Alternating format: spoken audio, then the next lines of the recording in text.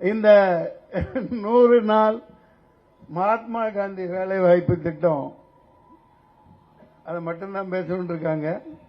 அது இந்த மாதிரி போராட்டினாவெல்லாம் நடக்காது. அது என்ன பேர் மாத்திட்டாங்க? VPG Ramji VPG.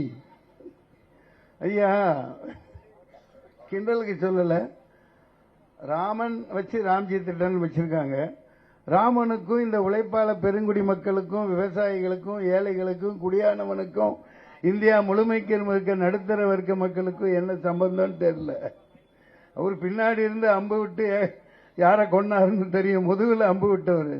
ஆனால் நம்ம தலைவர் காந்தி உலகம் முழுக்க இங்க இருக்கிற ஸ்ரீலங்கால இருந்து நாட்டில் அங்க போங்க இங்க போங்க, நம்ம ஆப்பிரிக்கா போங்க, லண்டன் போங்க, அமெரிக்கா போங்க, எல்லார் இடத்துலயும் மகாத்மா காந்திஜி பேரில் சாலைகள் இருக்கு, அவர் பேர்ல அவர் சிலைகள் இருக்கு, அவர் படங்கள் பாராளுமன்றங்கள்ல இருக்கு. அப்படிப்பட்ட ஒரு மாபெரும் தலைவன், சுதந்திரத்துக்கு போராடின தலைவன் பேர்ல நியாயமா இருக்க வேண்டிய பேரை இவங்க மாத்தி வச்சா அது சாதாரண தப்பு இல்லை. இதை மட்டும் தூக்கிறதுக்காக கூட்டமா இதை நான் பார்க்கல.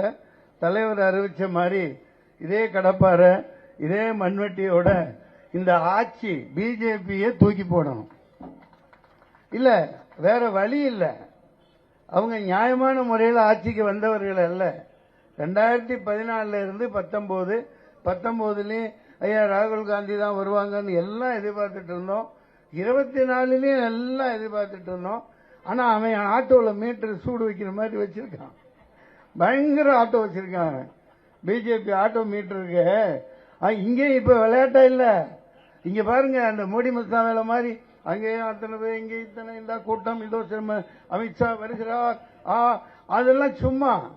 அதாவது அவங்க நிஜமாவே ஒரு ஃபைட் நடக்கிற மாதிரி, கடைசியில் இத்தனை பேர் ஜெயிச்ச மாதிரி, பயங்கர கிரிமினல் மைண்ட் அவங்களுக்கு. சாதாரண கொலகாரவங்க இல்லையா. நாட்டை விடுதலை வாங்கி கொடுத்தவர் மகாத்மா காந்தி.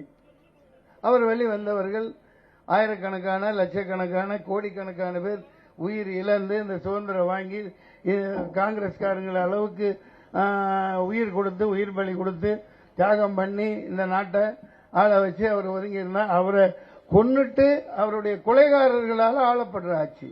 அவன் அதைத்தானே செய்வான்.